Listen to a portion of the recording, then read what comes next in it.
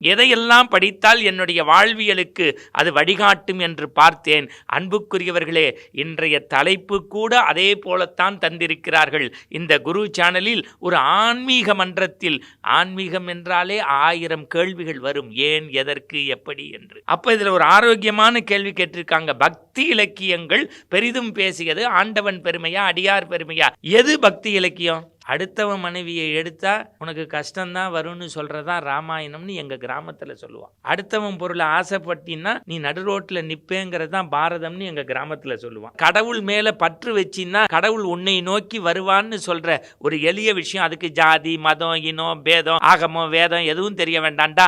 அன்புங்கிற ஒற்றை வரி இருந்தா போறோம். ஆண்டவனையே அடையலாம்னு சொன்னதுதான் எங்களுடைய பெரிய புராணம். பகவத்கீதை ஒத்த வரியில சொல்லுது. என்ன சொல்லுது? தர்மத்தின் வாழ்வுதனை சூதுகவும் முடிவில் தர்மமே வெல்லும். அப்ப இலக்கியம்னா என்ன?